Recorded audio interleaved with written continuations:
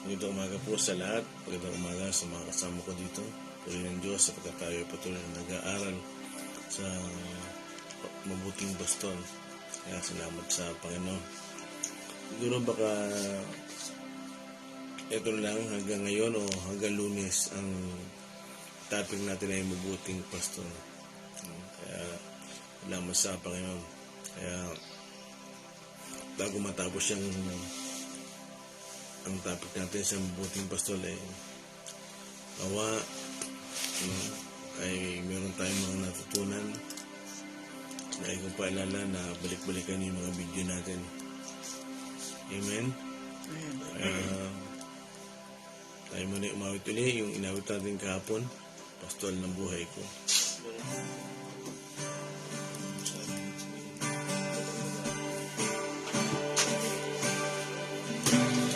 Pastol ng buhay ko, ako'y pagalingan mo.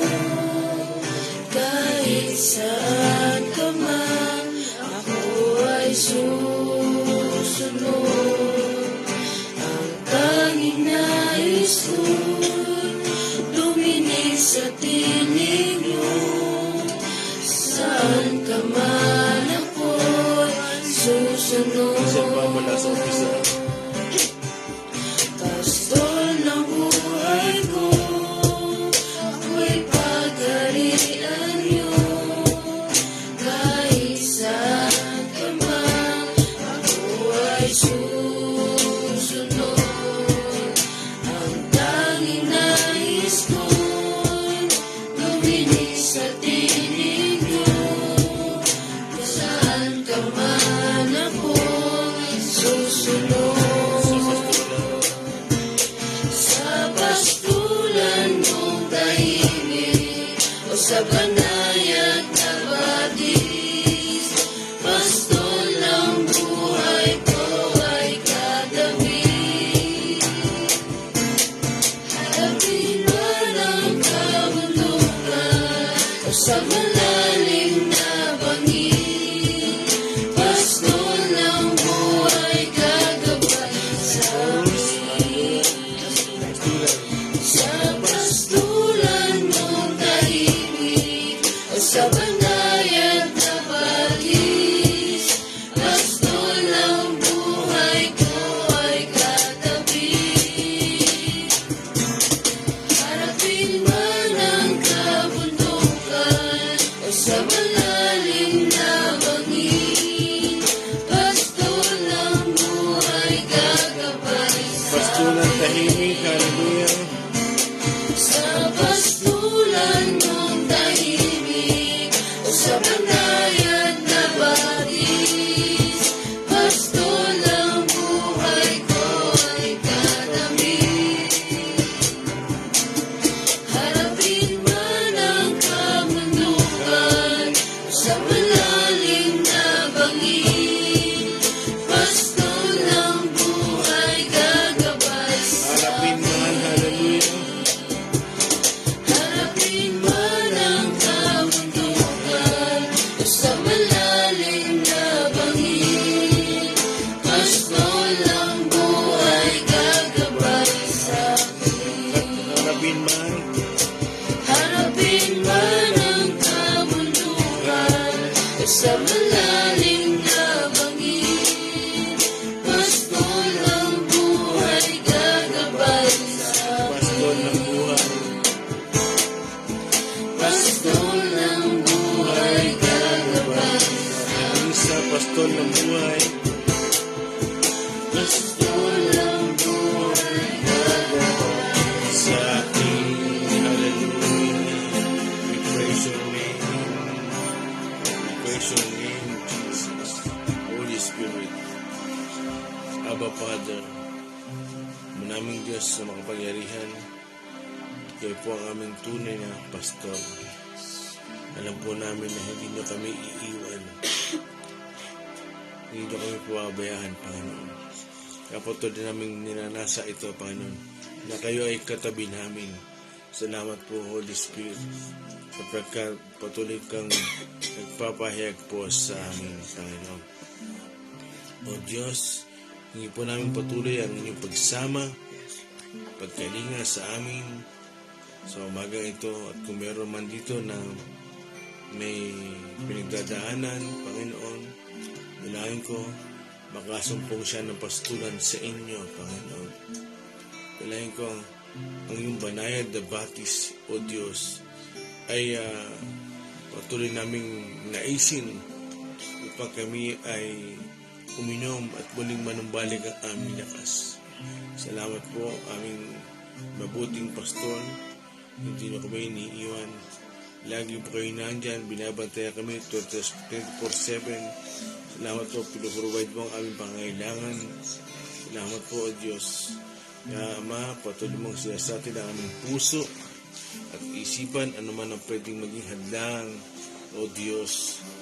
Ito po'y alisin niyo. Bukas kayo ng kaisipan, bukas kayo ng puso hanggang sa kaibuturan nito, Ama. At kayo po patuloy ng maparangalan, O Diyos, maitaas. Salamat po sa inyo.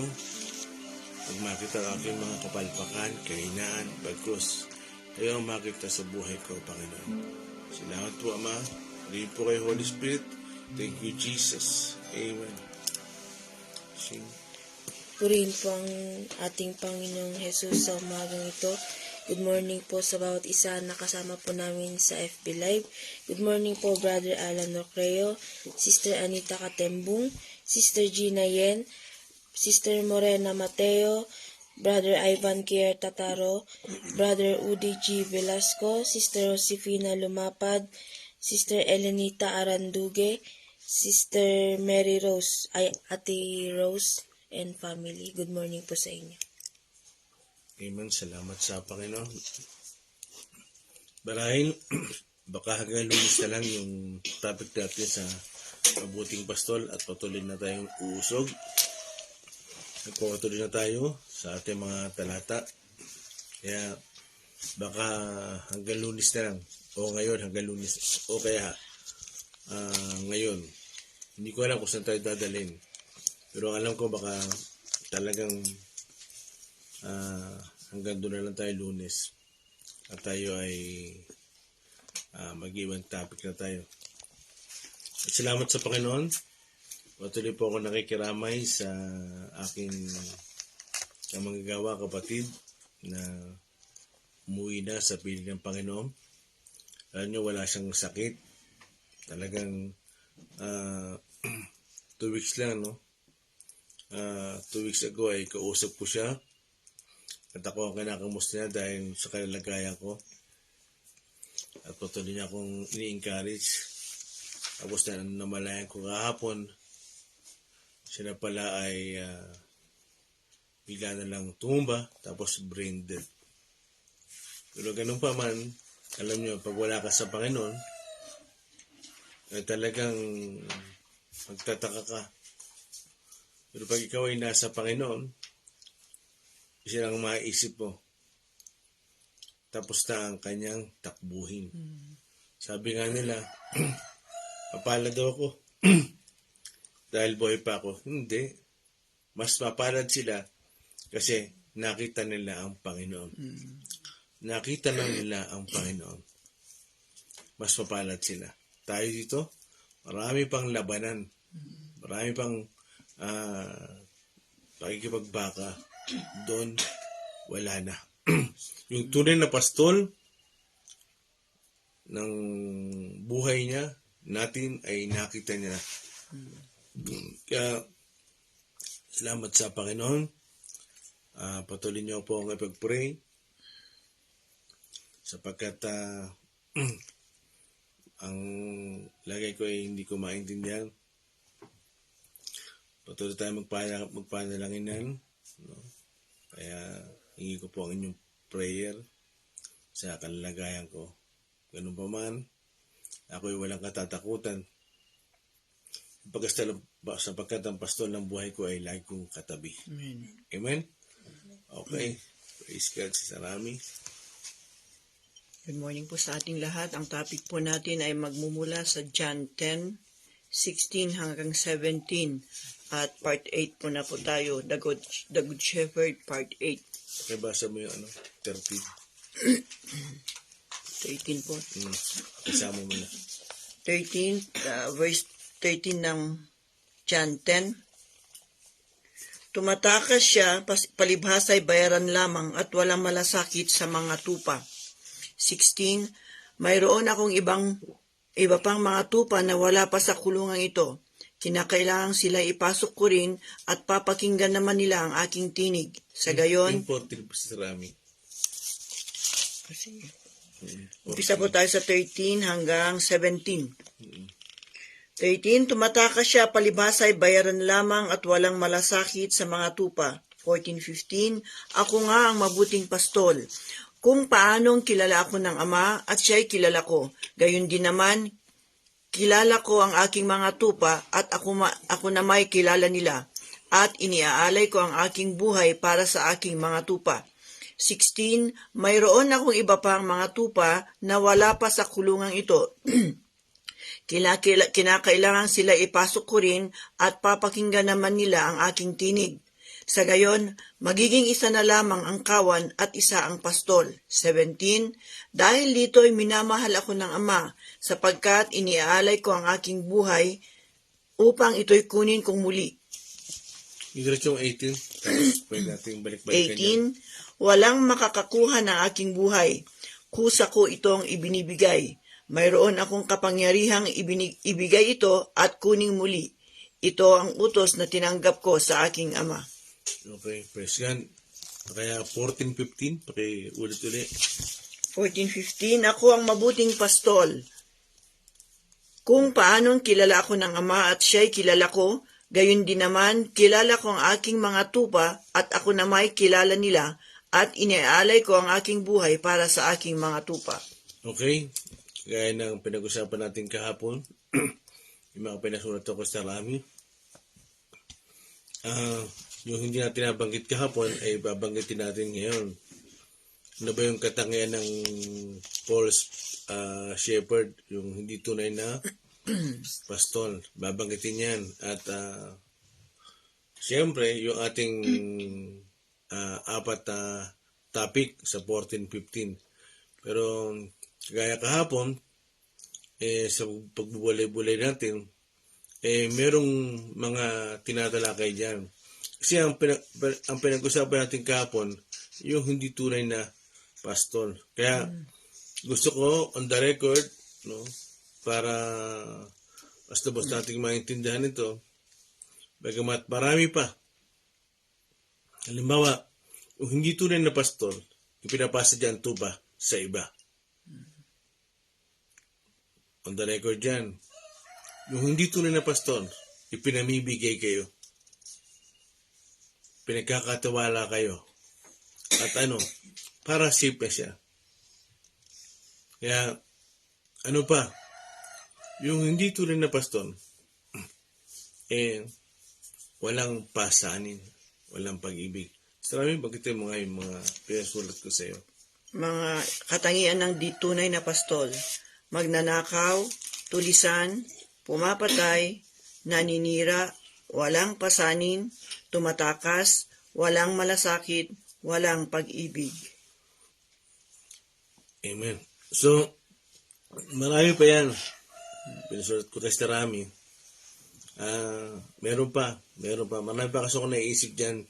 Yung hindi tunay na pastor, naninira ng kapwa-pastor. Ano ba niyo ako? Yung hindi tunay na pastor, naninira ng kapwa-pastor. Tandaan nyo yan. Marami kayo makikita ng ganyan. Kasi ang tunay na pastor,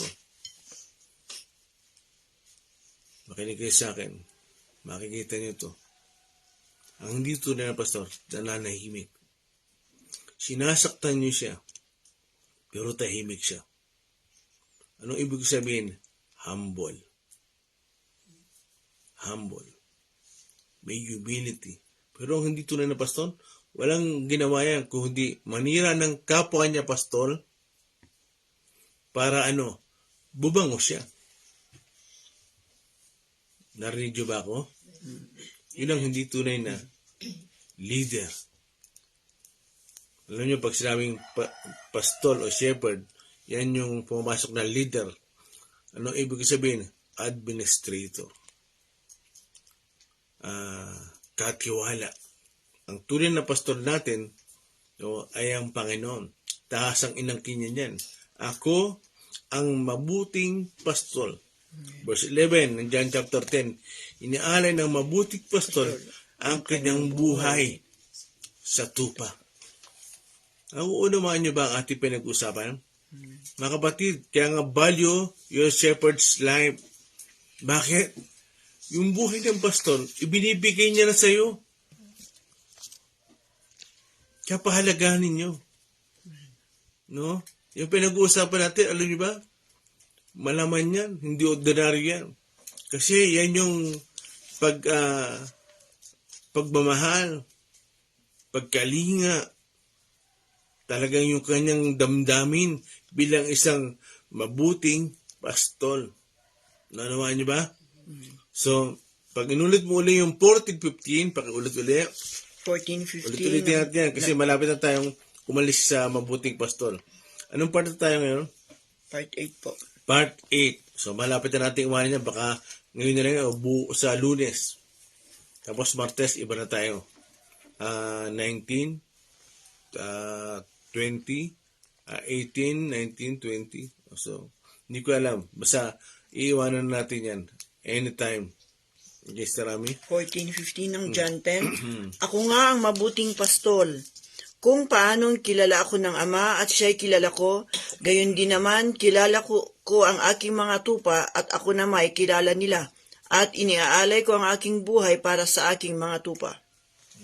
Sige, tuloy. 16. Mayroon akong iba pang mga tupa na wala pa sa kulungang ito. Kinakailangan sila ipasok ko rin at papakinggan naman nila ang aking tinig.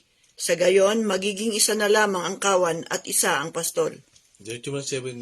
Dahil dito minamahal ako ng Ama sapagkat iniaalay ko ang aking buhay upang ito'y kunin kong muli. Okay. Bakit ito pinauulit-ulit sa inyo? Para matanim ito sa atin. So, dito sa ating pag-uusapan, ay merong 4 na binamagit dyan. No, sa binasa ni Rami sa 14, 15, 16. Yung kilala ng Ama ang kanyang anak. Ulit-ulit ba nga sa Rami? Kilala ng Ama ang anak. Kilala ng anak ang Ama. Kilala ng anak ang kanyang mga tupa. Kilala ng mga tupa ang kanilang pastol. Yun. Kilala ng Ama yung kanyang anak. At kilala naman ng anak yung kanyang ama. At kilala naman ng anak yung kanyang mga tupa. Ang pinakamaganda sa lahat. No? Kailangan natin huwag kalimutan. Kilala ng tupa ang kanyang pastol. Pag ikaw ay tunay na tupa, hindi ka lobo, kilala mo kung sino ang leader mo. Kilala mo kung sino ang pastol mo. Mga kapatid, hindi ka kung kanino sumasama, nakikinig. Ay, magandang boses to ah. Maganda to magsalita. Magpalit na nga ako. Hindi ganon. Talagang lahat ng ganyan, lahat ng yan ay talagang pinapaubaya mo sa kalooban ng iyong pastol. Kaya mga pastol naman, gusto ko naman sabihin, singit ko lang to, yung mga pastol naman, magpakitino naman.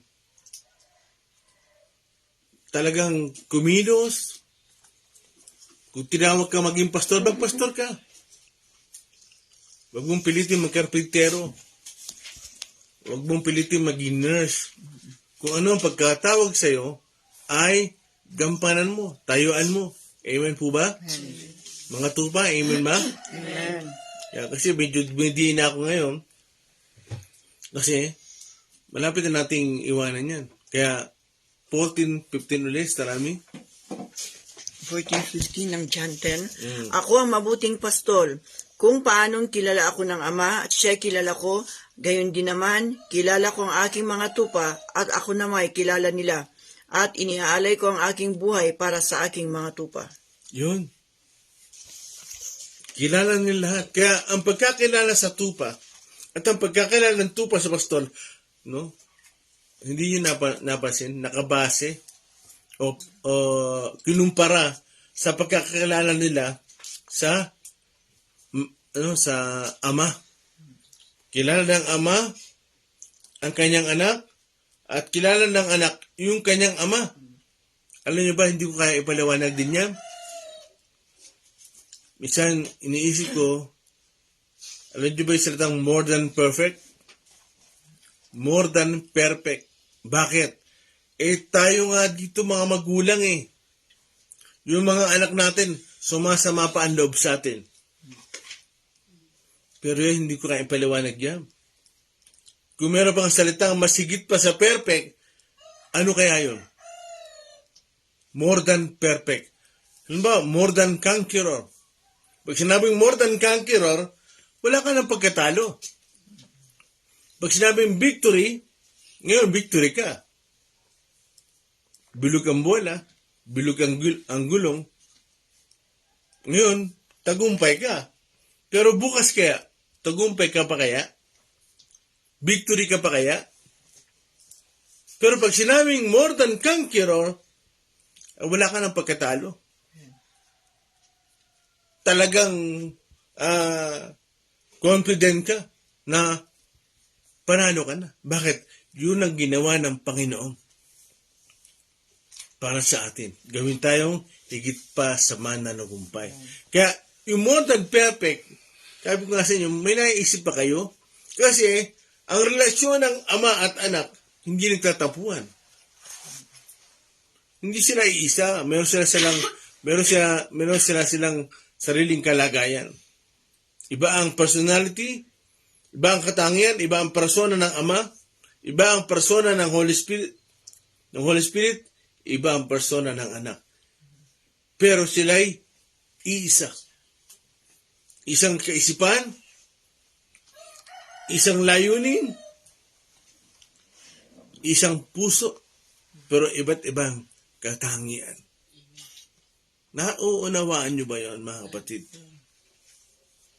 Kaya yung kilala ng ama ang anak, kilala ng anak ang ama, sabi, kilala naman ng anak ang kanyang mga tupa. Ganun daw. Yung pagkakilala niya sa tupa ay katulad ng pagkakilala niya sa ama. Naniniwala ba kayo doon? Naniniwala ba kayo? Kaya kilala ka ng ating shepherd, ng ating pastor. Bakit?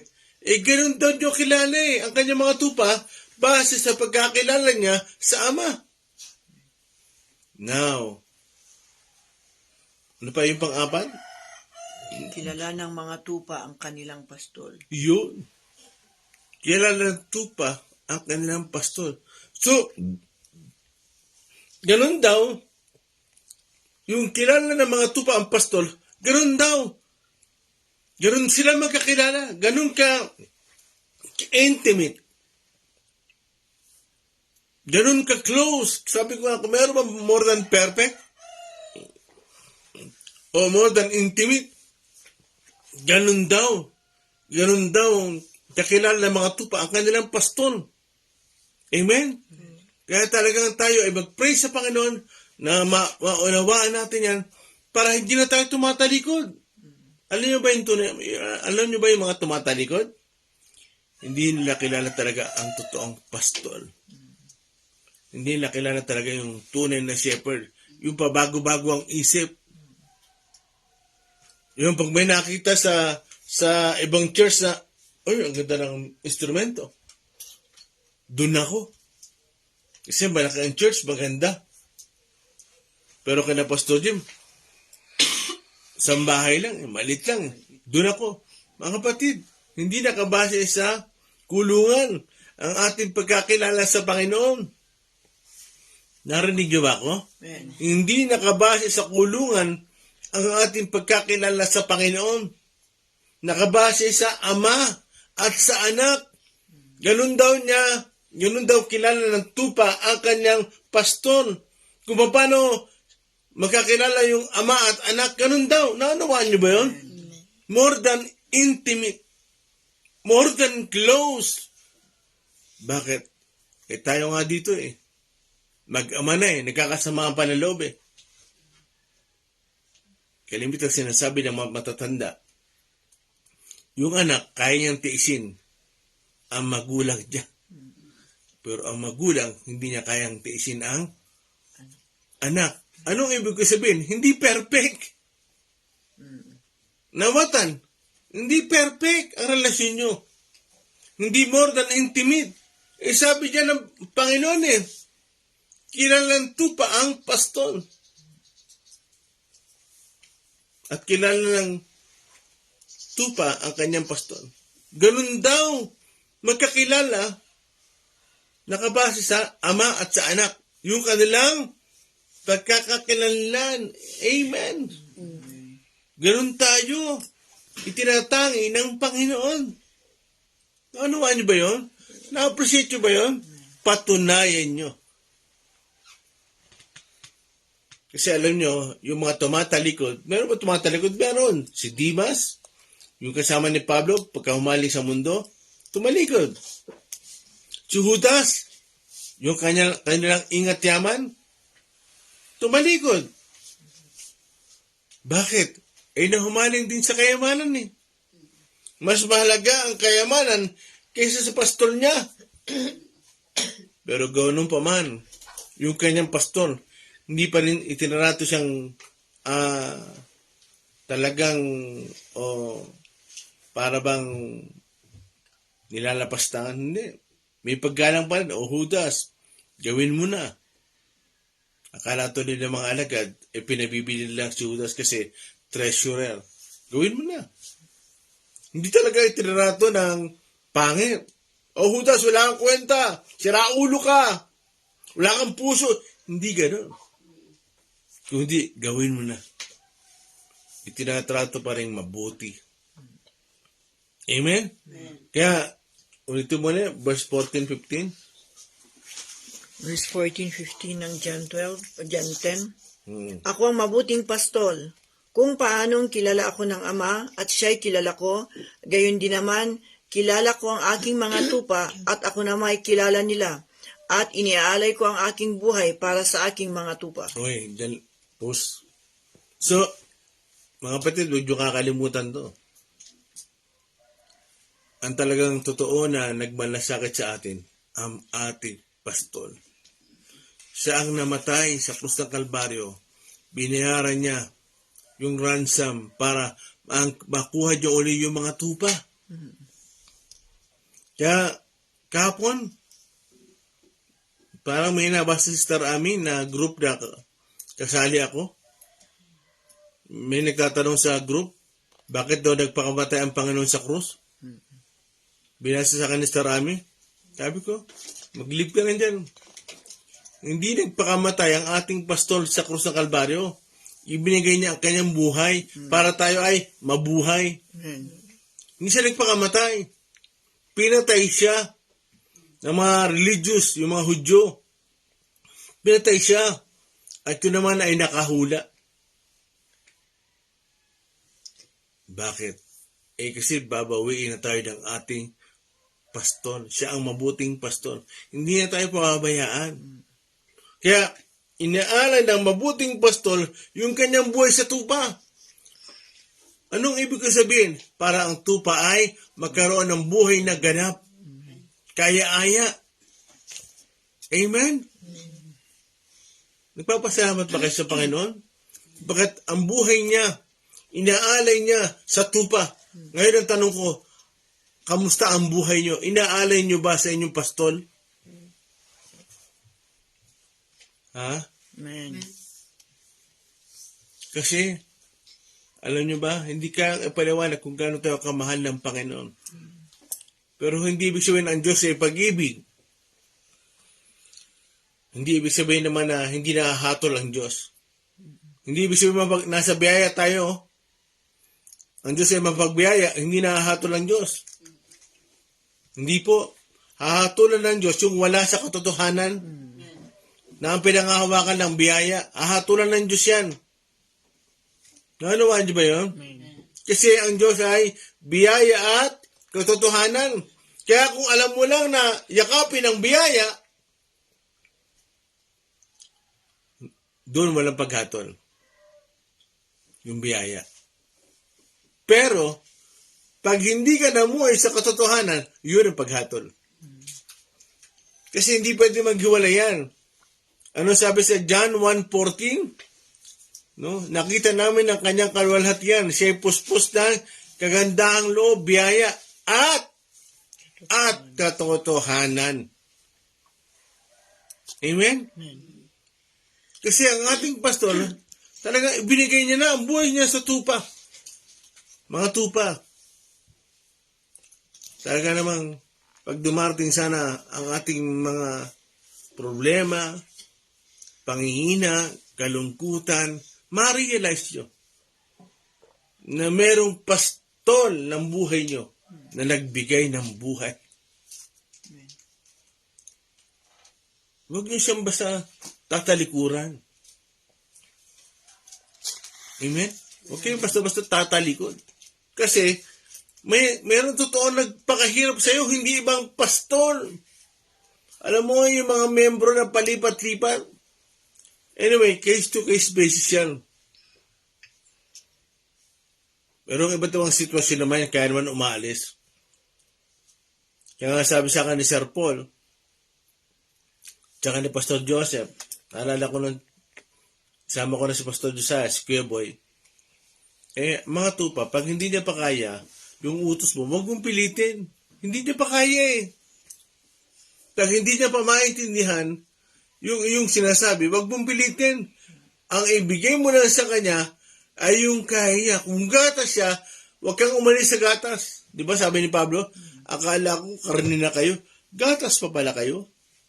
Dapat kayo ay tigapagturo na. Hindi pa pala.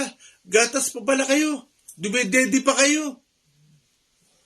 Imagine niyo yung bata na tumanda at nung siya matanda na, dumedede pa. Halimbawa si Daniel. Anong itsura ni Daniel pag dumedede pa yan? Papasok sa kanilang school. Anong grade ka na, Daniel? Grade 10. Ano ba yung baan mo? Dede ko. Gusto mo dumede? Share tayo. Amen? 16, 15, 16, sarami.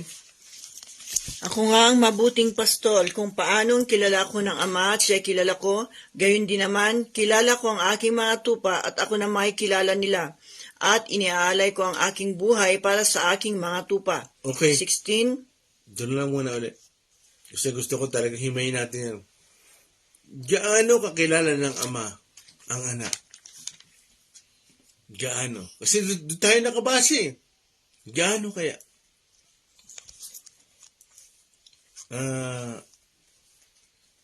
Buksan natin yung ano.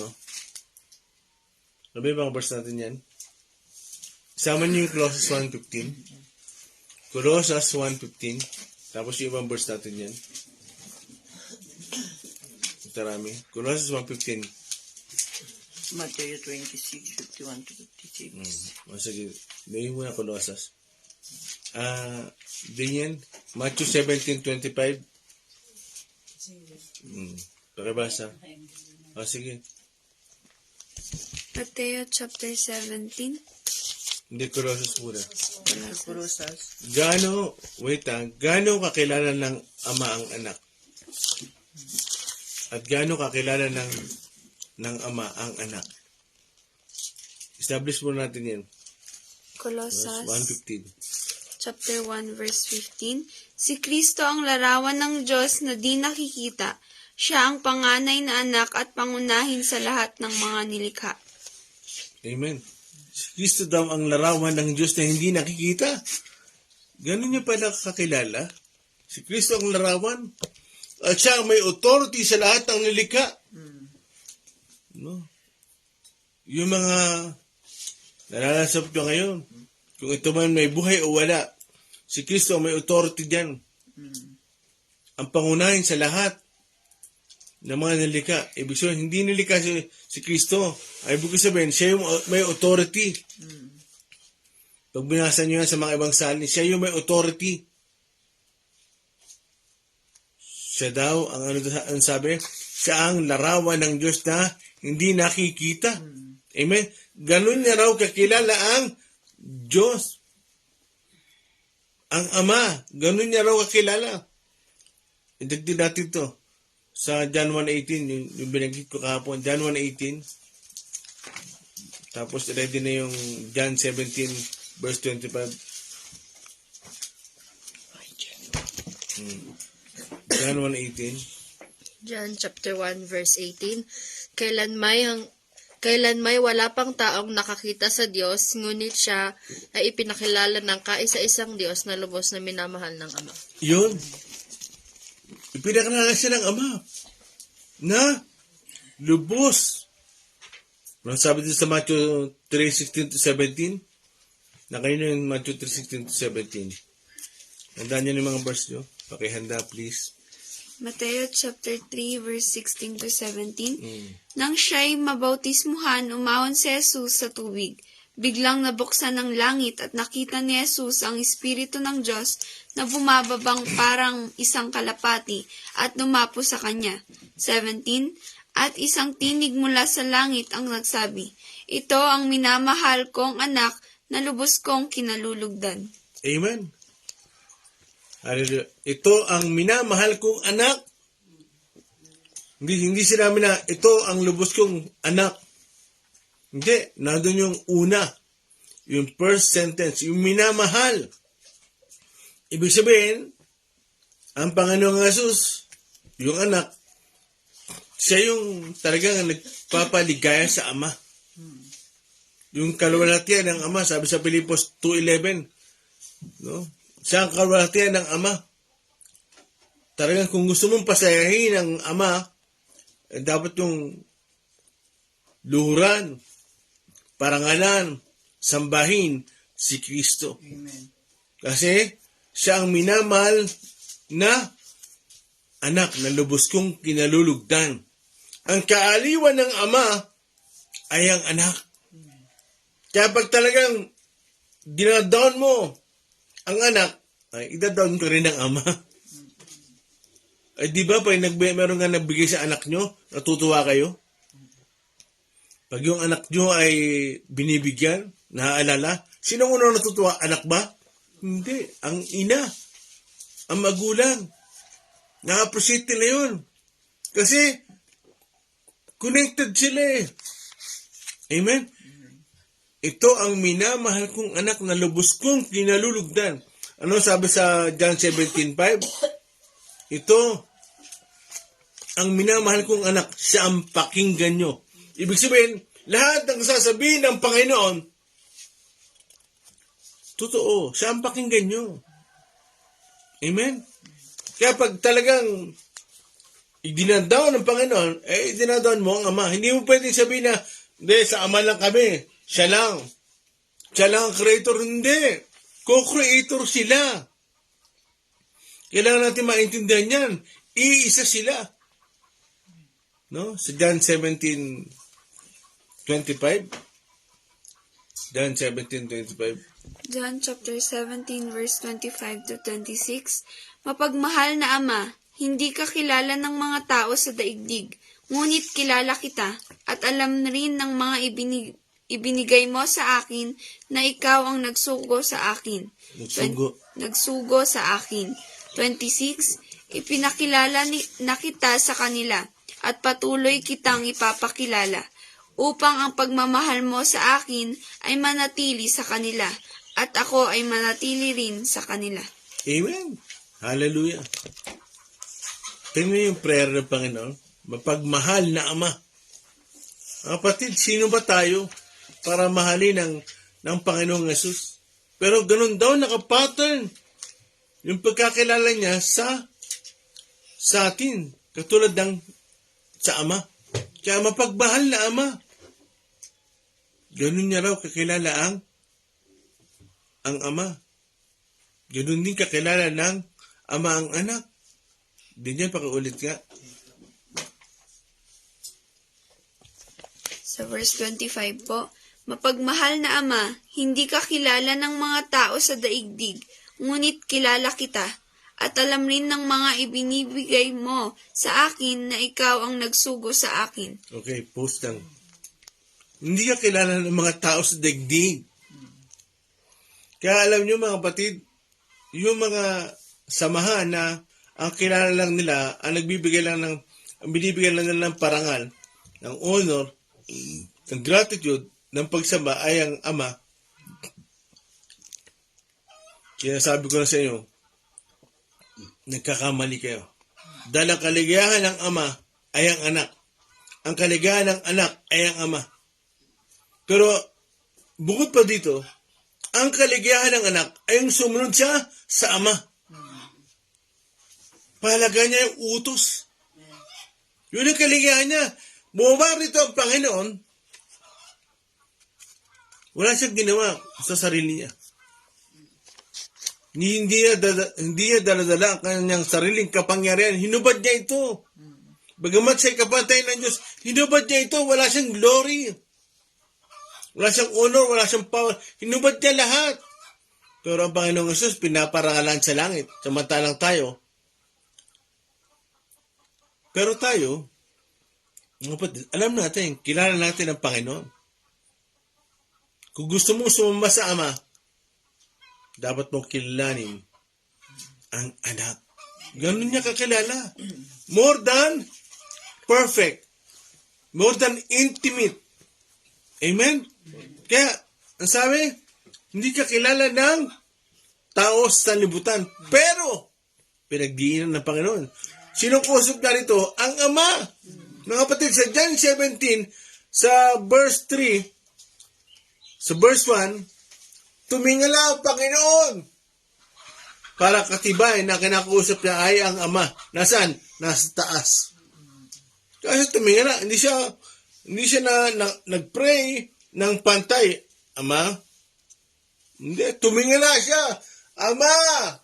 Verse 1 nga din yan. John 17, verse 1. John 17 verse 1, pagkasabi ni Jesus ng mga pananalitang ito, tumingala siya sa langit at kanyang sinabi, Ama, dumating na ang oras, parangalan mo na ang iyong anak upang maparangalan ka niya. Yun.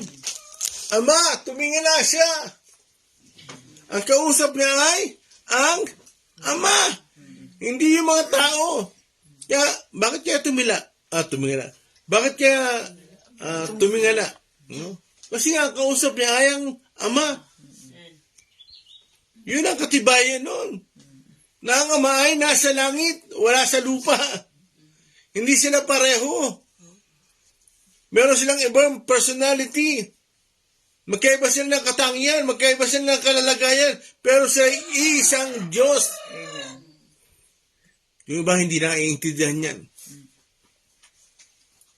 Sabi na ba, tumingala lang kasi masakit ang leeg. No. Parangalan mo ang anak at paparangalan kita. Dumating na ang kanyang oras. Amen? Pakulit na yung 25 din yan, verse 25. Verse 25, mapagmahal na Ama, hindi ka kilala ng mga tao sa daigdig. Okay, wait lang ha, bagong ituloy. Tingnan niyo mga kapatid, ang binanggit niya, mapagmahal na Ama. Alam niyo, malawak kasi yung pag-aaral eh. Nandito pa lang tayo sa kalagitnaan. Meron mas malalim pa dyan. I-recall ko na nga din yan, dyan ka lang. Alam niyo ba, nung hindi pa pinapakilala si Jesus na anak ng tao, anak ng Diyos, sabi ko nga, sa John 1:1, nang pasimula, naroon na ang salita. At ang salita ay kasama ng Diyos. At ang salita ay Diyos. Walang nalika sa pamamagitan niya. Anong ibig ko sabihin? Mga batid, nung ang Panginoon ay hindi pa pinapakilala sa atin ang anak ng Diyos, ang talagang kalalagayan niya ay berbo.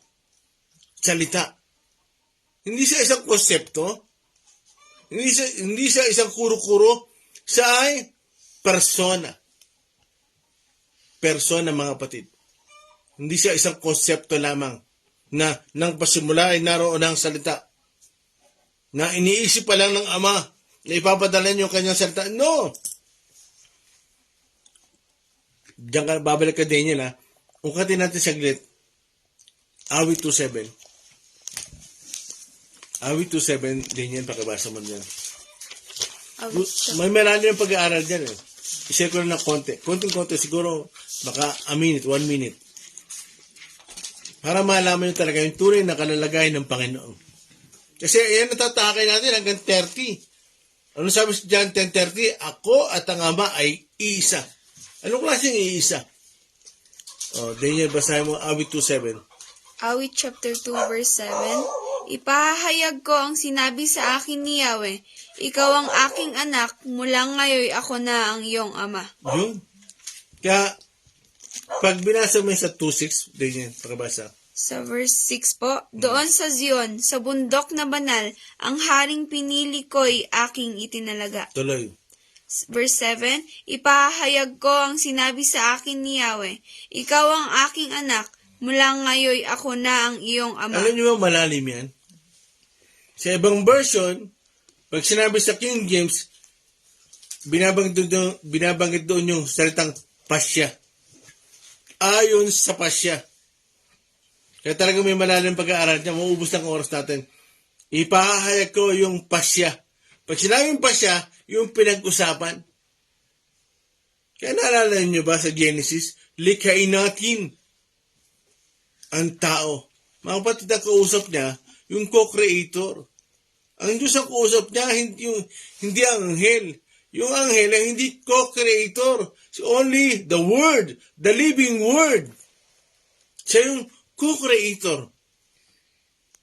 Kaya sinabi ng Ama, nung habang sa Genesis chapter 1, verse 1, ang Holy Spirit ay nag-aabang sa sabihin ng Ama. Nag-aabang siya, mga kapatid. Siya ay kumikilos na sa ibabaw ng tubig. Siya ay kumikilos, hovering. Kaya, mapasin nyo, likhain natin. Siya lumikha. Tapos nung nagkasala ang tao, sa Genesis 22, Genesis 3:22, ano sabi? Katulad na natin ang tao. Alam niya na yung mabuti at masama. Katulad na natin. Ibig sabihin, hindi yung katulad ko, katulad mo. Hindi ganun, katulad na natin. Compound as one. Para mag-asawa. Amen? Kaya pag aaralin mo talaga, malalim yan, sa Genesis sa Awit chapter 2, verse 7, sabi, ihahayag ko. Sa ibang salin ay, ihahayag ko ang ayon sa pasya. Yung pasya, yung pinag-usapan. Kaya sa araw na ito, ipanganganak kita. Hindi ibig sabihin may matris ang Diyos. Hindi. Ipapakilala kitang aking anak at ako ang iyong ama. So, ibig sabihin, pag eternal past, yung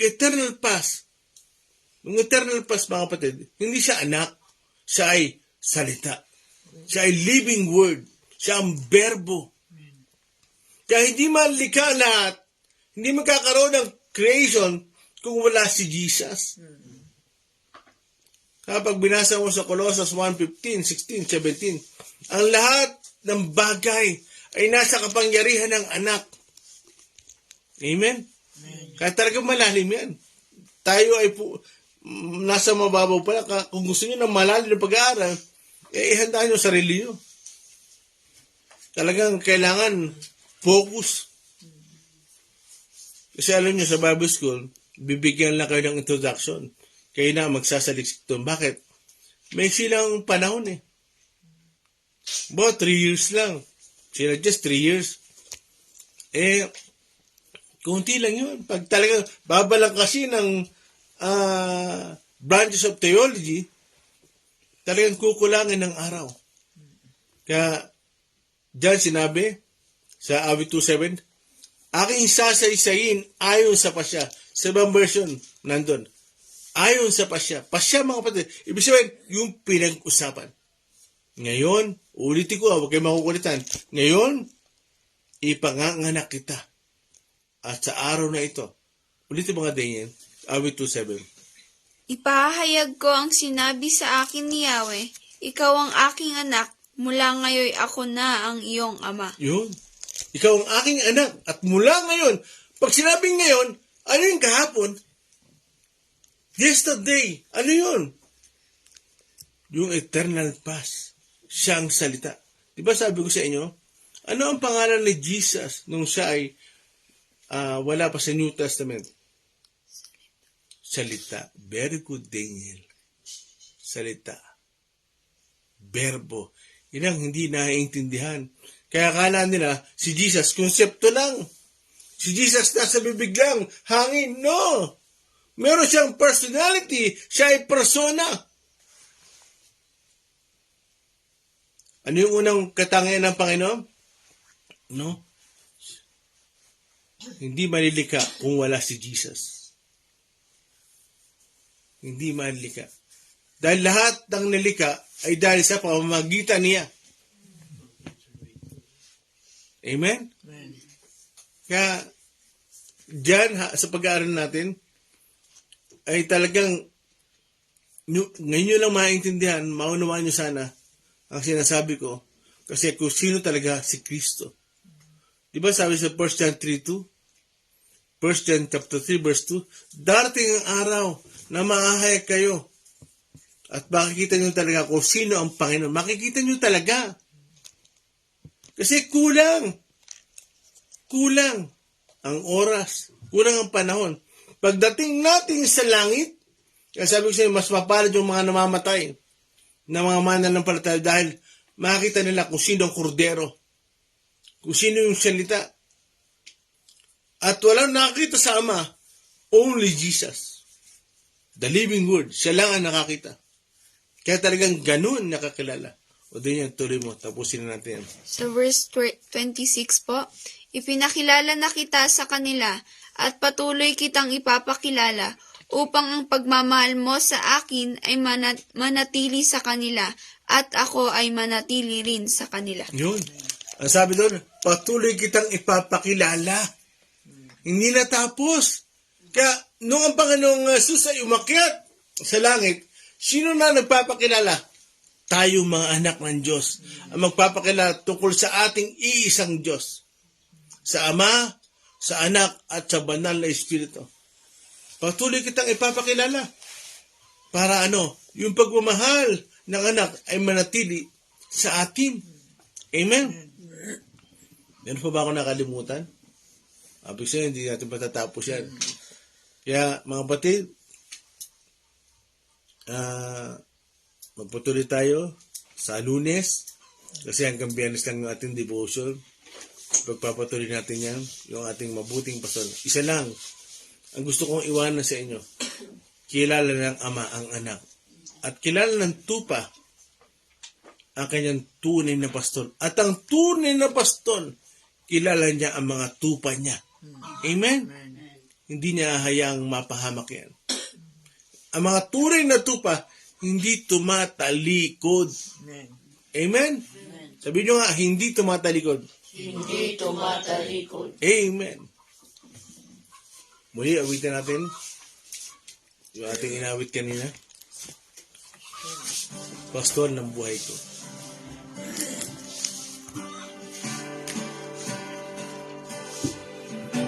Pastor ng buhay ko, ako'y pagdalian mo. Kahit saan ka man, ako ay susunod. Sagati, ang tanging nais ko, tuminig sa tinig mo.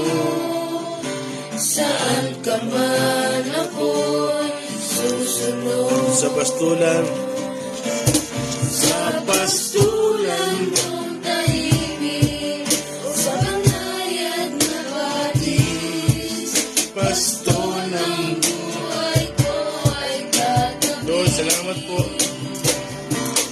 Harapin man ang marami pa kaming problema. Nasa pangalan po kami. Manatag kami dahil nadyan po kayo. Sa pastulan, hallelujah. Salamat po. Ibinigay mo ang buhay mo sa amin. At pinapaunawa mo napakalaga ng iyong buhay. Tabi, hallelujah.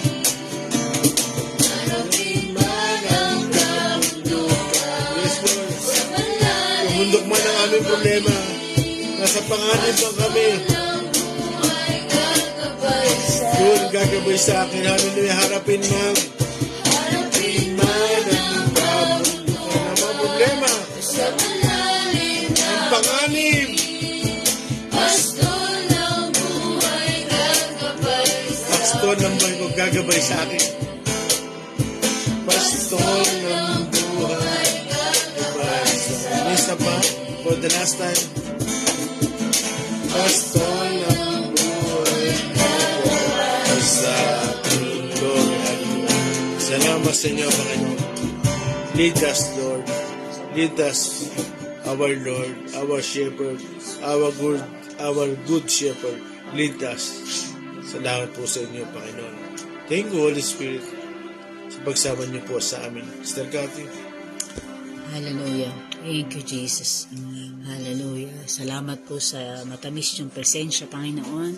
Dalangin ko, Panginoon, na may patuloy niyong ibaba, Panginoon, at kayong mataas sa aming mga buhay at patuloy namin po kayong makilala pa. Yes, Lord. Ang inyo pong pagka-Diyos, Panginoon, ang inyong pagkapastol sa amin, O Diyos. Tulungan niyo po kami na gumalaw ayon sa nais po ninyo.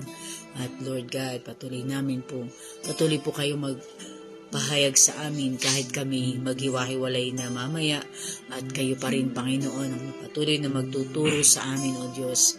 Salamat po sa inyong pagtuturo sa isang buong linggo tungkol sa inyo, Panginoon, at patuloy na pagpapala ang aming ibinibitawan para sa aming naging tagapagturo, si Pastor Jim.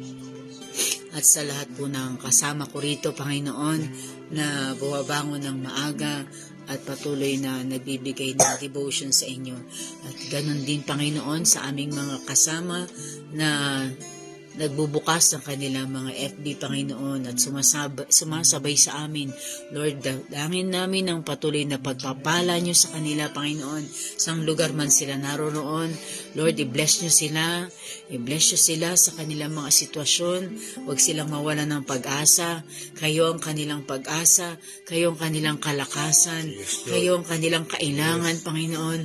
Dalangin kong patuloy kanilang makilala, Lord God, at hindi po sila bumitaw sa inyo, Panginoon, sapagkat binigay mo ng lahat para sa bawat isa sa amin. Tulungan nyo kaming huwag po kayong kalimutan o talikuran, kundi, Panginoon, lalo po kaming maghanap sa inyo, Panginoon, ng malalim at malalim upang lalo ka po naming makilala, O Diyos. Lord God, salamat sa inyo, at sa weekend na ito, dalahin kong aming mga hakbang ay patungo, Panginoon, sa inyo. Amen. At bawat isa Yes, sa amin, aming buhay ibigay din namin sa inyo, Lord. sa paglilingkod sa inyo, Panginoon. Salamat sa inyo, O Diyos. Salamat sa patuloy na gabay ng iyong Espiritu Santo. Pagkalob niyo po sa bawat isa. Hallelujah, hallelujah.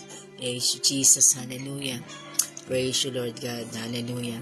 Dalangin din namin ang pagbiyahe ni Pastor Jordan at Sister Pat.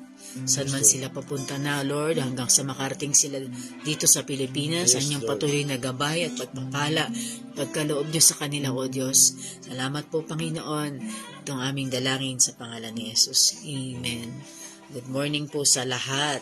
Marami pong salamat at kung babasahin ko po mga pangalan ngayon, ito rin po yung mga binabasa namin ng mga nakaraan.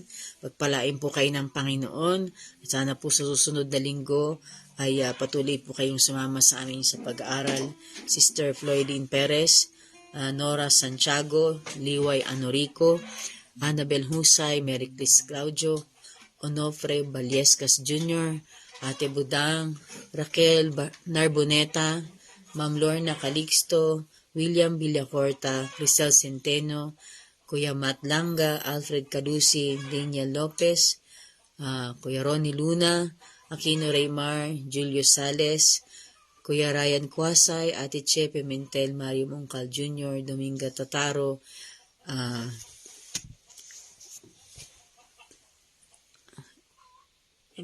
MJ Dorado. Good morning po. God bless you po.